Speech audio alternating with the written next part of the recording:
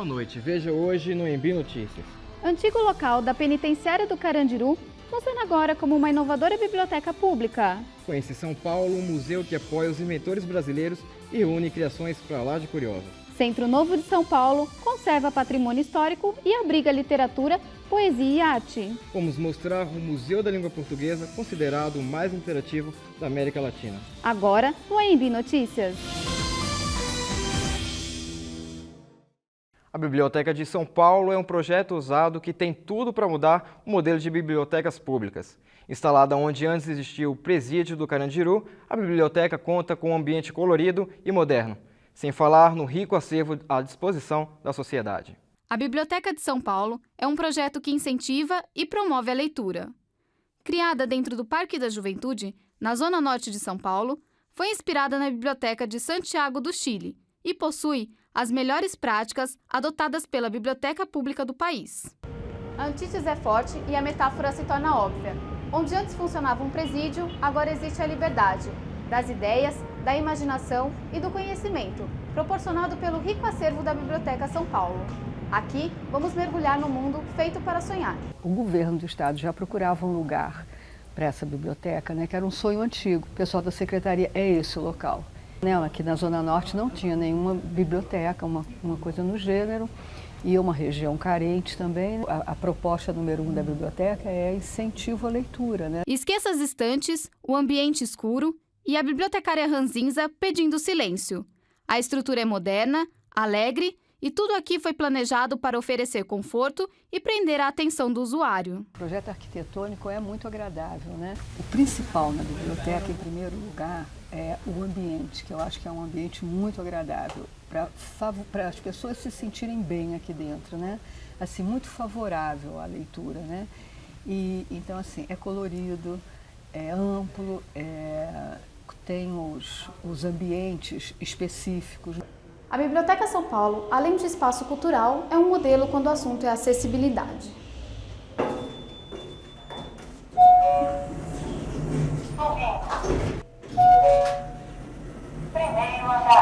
Com o apoio da Secretaria dos Direitos da Pessoa com Deficiência, o espaço foi todo adaptado para dar maior mobilidade e conforto aos frequentadores especiais. A biblioteca dispõe de equipamentos para auxiliar a leitura de cegos e pessoas com pouca visão, além de infraestrutura para cadeirantes. Os funcionários ainda são treinados para se comunicar em libras e prestar assistência aos usuários. A gente tinha um trabalho social muito interessante para fazer aqui.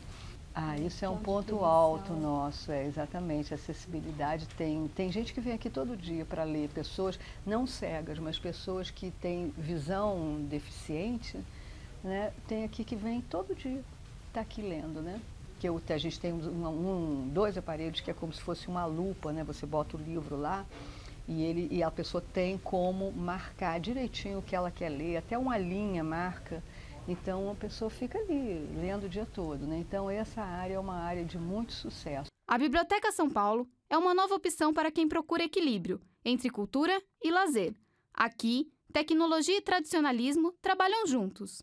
Uma fábrica de sonhos no lugar em que antes era uma fábrica de destruição.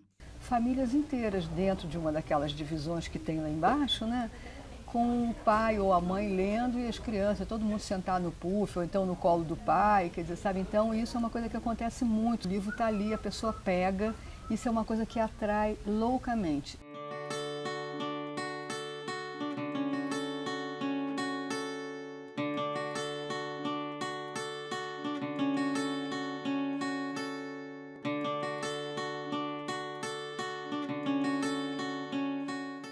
Para saber sobre a agenda cultural da biblioteca e mais informações, acesse o site www.bibliotecadesaopaulo.org.br. O Museu da Língua Portuguesa foi inaugurado em março de 2006.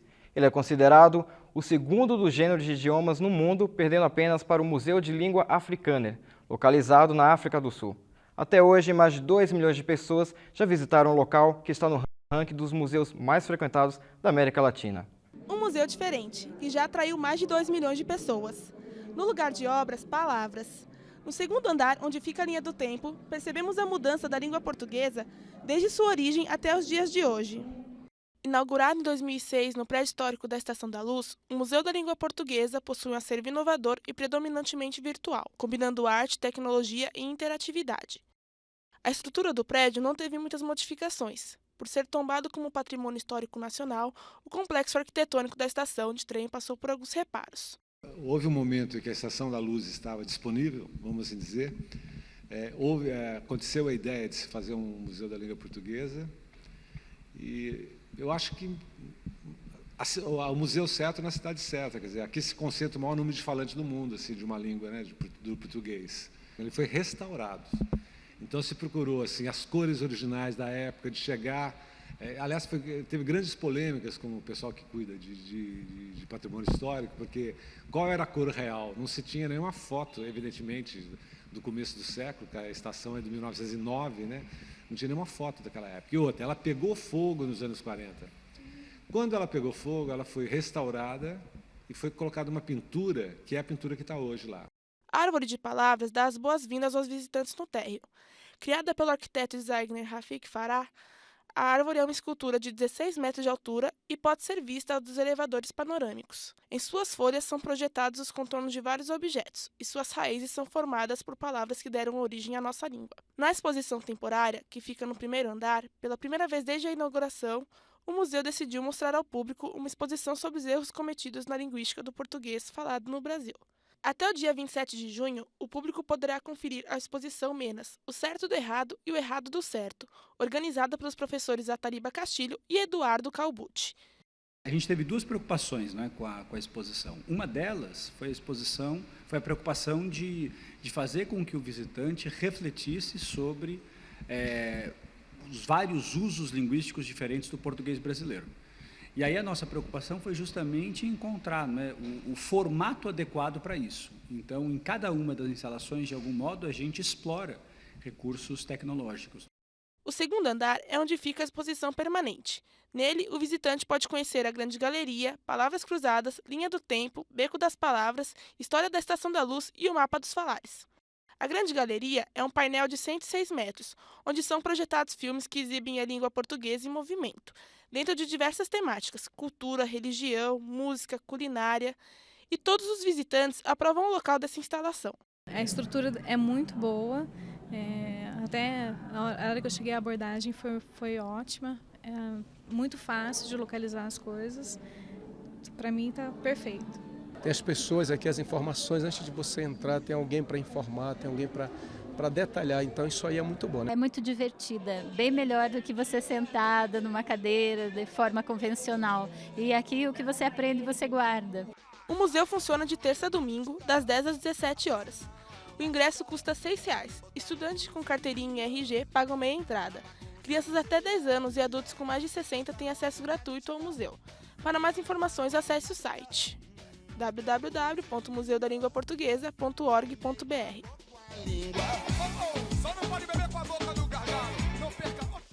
A seguir, conheça a Inventolândia, um museu que reúne invenções de criadores brasileiros. E veja também: Casa das Rosas promove grupos para estudo de poesia e literatura no centro da cidade.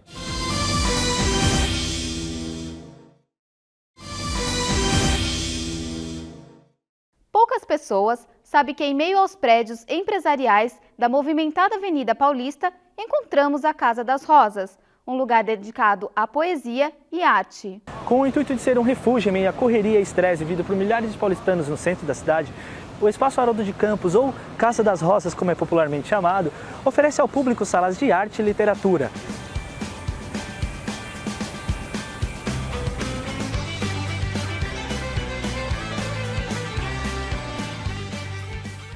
A Casa das Rosas é um dos poucos casarões que restam na Avenida Paulista.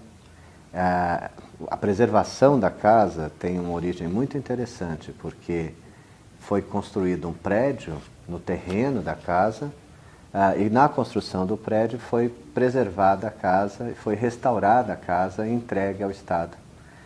De 91 até 2003, a Casa das Rosas foi um centro de artes plásticas. Em 2004, ela foi transformada pela então secretária Cláudia Costin num centro de literatura e como, nesse mesmo momento, o Estado recebeu a coleção do Haroldo de Campos, que havia falecido naquele ano, que foi doada pela família para o Estado. A casa foi transformada em Casa das Rosas, Espaço Haroldo de Campos de Poesia e Literatura.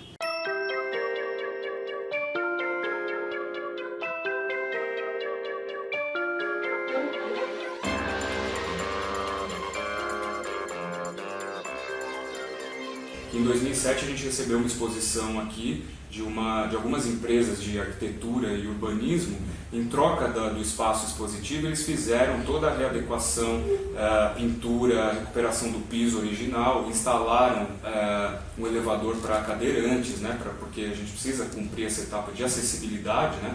Então, através desse incentivo dessas empresas, foi instalado então o elevador, rampa para cadeirante e tudo mais. Então, houve essas pequenas intervenções ao longo dos anos, mas nada que descaracterizasse o patrimônio arquitetônico, né?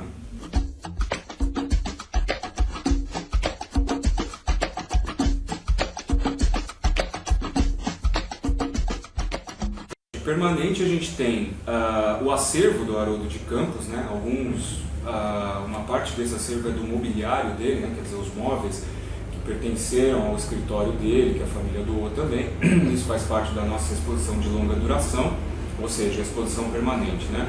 Permanentemente nós temos uma exposição de livros da biblioteca do Haroldo de Campos, que está toda aqui, e as pessoas podem consultar, né? E podem ver quaisquer dos livros, dos 20 mil livros que pertenciam ao poeta Haroldo de Campos. Essa parte da biblioteca não pode ser retirada. Outra biblioteca, a chamada Biblioteca Circulante, possui mais de 2 mil exemplares para empréstimo. Os leitores podem retirar até 2 livros por vez com direito à renovação. A ideia era fazer uma biblioteca circulante composta principalmente de poesia e, enfim, hoje ela tem uma predominância de poesia, crítica literária, enfim, né? E ela foi composta através de doações de editoras e de usuários e de pessoas que vinham e falavam, bom, eu tenho lá em casa um acervo que eu não vou mais usar, não tenho onde pôr, eu vou doar para vocês.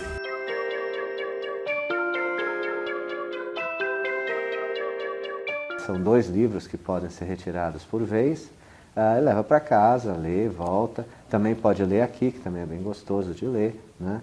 Então é uma biblioteca que realmente procura acolher as pessoas e é o que tem feito, né? As pessoas vêm para cá, estudam, tem gente que fica estudando aqui, né? E tem muita gente que pega o livro. Tem um índice de visitação e de retirada bastante alto.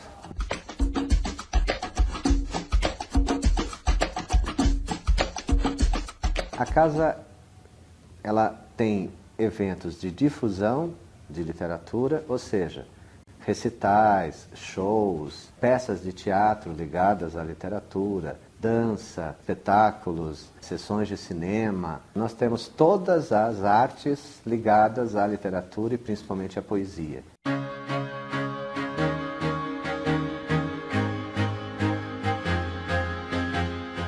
A gente foi formando um público-alvo que é basicamente composto de todas as classes sociais, faixas etárias. Enfim, a gente tem desde pessoas em fase pré-vestibular, que aí está procurando um curso porque tem a ver com um autor que de repente ele ouviu dizer que vai cair no vestibular, então ele vem para poder conhecer um pouco mais, até aquelas pessoas que já são formadas, estão fazendo mestrado, doutorado e acham interessante e acabam vindo também, até pessoas da melhor idade que já se aposentaram, estão em casa às vezes procurando alguma coisa interessante para fazer, para preencher o tempo, né? E acabam vindo para cá, daí participam das oficinas e aí consequentemente começam a escrever e aí participam dos saraus e tudo mais, uma coisa acaba levando a outra, né? Mas como é um equipamento da Secretaria de Estado, que pertence à população do Estado, e pertence à população da cidade de São Paulo principalmente, né? Porque está aqui bem localizado, bem no centro de São Paulo, né? Nosso público é bem variado, né? Guarda-sol para carros, descarga ecológica e sapato térmico. Essas são algumas das invenções encontradas na Inventolândia, o primeiro museu de invenções da América Latina que reúne criações de Einsteins brasileiros. Estamos no Museu das Invenções. O lugar é bem atrativo. Tudo aqui chama a atenção. São invenções diferentes, criativas que não estamos acostumados a ver todos os dias. O museu está ligado à ANI, Associação Nacional dos Inventores, e aqui as criações podem ser patenteadas e comercializadas. Então a gente apoia, né, desde o começo. Então, fazendo a patente, aí sim o inventor vai estar seguro. Então, depois da patente, a gente pode colocar sim o produto aqui em exposição no Museu das Invenções, além de diversas outras formas de divulgação que nós oferecemos, né, através de assessoria de imprensa, através de busca de empresas e empresários para fabricar o produto. No museu, os inventores são artistas, exibem suas ideias e criações para utilidade prática. Uma das invenções expostas é o prendedor de tênis, que promete trazer mais praticidade para as donas de casa. Aqui tem o tênis e o cadarço e a palmilha. Então, você não vai prejudicar, não vai danificar o tênis, a palmilha vai estar junto com o tênis e o cadarço também. Então, quer dizer, você lavou, colocou no varal, não vai ter mais o problema de perdê-lo, né? A palmilha ou o cadarço.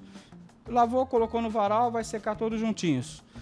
Entre os diversos estilos de público, o museu recebeu este mês uma turma para lá de especial. Um grupo da terceira idade se entusiasmou com as invenções. Então a gente recebe aí visitas de escolas, entidades, faculdades, enfim, todos os curiosos, né, inventores e pessoas que estão procurando também por coisas diferentes. A invenção que mais fez sucesso entre os visitantes foi a tábua de passar roupa, que vira cadeira.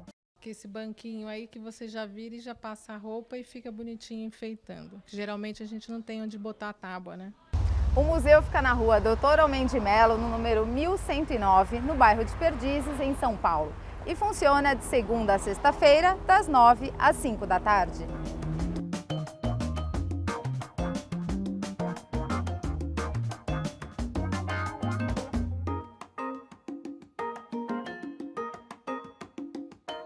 Veja ainda nesta edição o MAN, Museu de Arte Moderna de São Paulo, que é referência em pesquisa de arte na América Latina.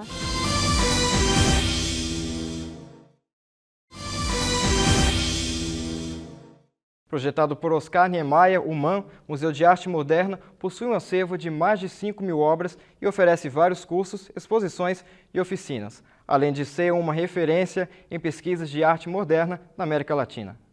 O Museu de Arte Moderna de São Paulo faz parte de um conjunto projetado por Oscar Niemeyer nos anos 50. O museu dispõe de espaço físico de 6.000 metros quadrados, onde se encontram 2 galerias para exposições, um restaurante e uma loja exclusiva do museu.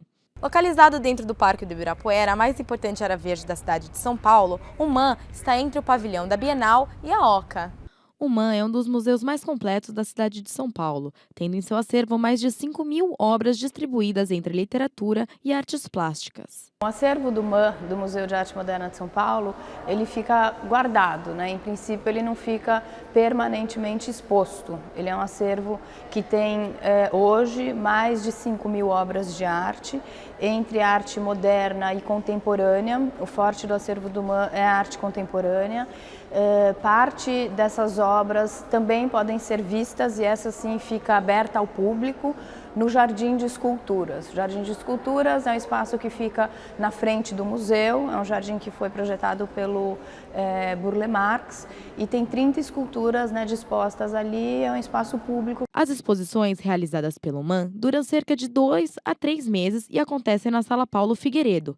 Além disso, o museu oferece vários cursos e oficinas. Tem os cursos que são pagos, que são cursos realizados e oferecidos por profissionais das artes, e eles vão desde fotografia até história da arte, passando por pintura, por desenho de observação com modelo vivo e tal. Esses são ministrados por artistas contemporâneos, consagrados, e acontecem regularmente. O período dele é sempre semestral. Entre os cursos gratuitos que o museu oferece, tem destaque o Contato com a Arte, realizado pelo setor educativo da instituição, aos sábados, especialmente para professores de diversas áreas, tanto da rede pública quanto privada. Cursos do Contato com a Arte Arte para professores, esses gratuitos, eles seguem sempre uma linha, né, base de referência, referencial, que é a própria exposição em cartaz do MAM. Então ele vai, de alguma maneira, acompanhar esse cronograma de exposições e fazer links, então, com os conteúdos de arte, né, em cartaz no museu e possibilidades, então, de reflexões e expansões mesmo para a sala de aula, para relações com um cronograma curricular. A biblioteca do MAM possui mais de 60 mil itens. Esse acervo tão vasto fez com que o museu se tornasse referência em pesquisa de arte moderna na América Latina. Nos arquivos do Museu de Arte Moderna está documentada toda a trajetória de artistas modernos e contemporâneos. São cartas, críticas, fotografias e anotações feitas pelos próprios artistas. A biblioteca ela guarda todas as referências que o MAM fez, toda a produção cultural que ela fez ao longo dos seus 60 anos. E também para os curadores, pesquisadores, estudantes que vêm buscar informação, a gente tem uma informação diferenciada, não que ache na internet, as fontes primárias, não é um livro que você acha numa livraria, você pode comprar. Às vezes um material que é único, é só aqui, na biblioteca. A importância dela é isso. E a importância também para a própria instituição produzir os seus trabalhos. Os seus trabalhos dentro do que ela tem dentro, não precisa sair do MAM e em outro lugar pesquisar, que tem o setor aqui dentro mesmo para fazer as suas pesquisas, poder trabalhar e fazer suas exposições. Esta foi mais uma edição do AMB Notícias. Uma boa noite a todos. Boa noite e até amanhã.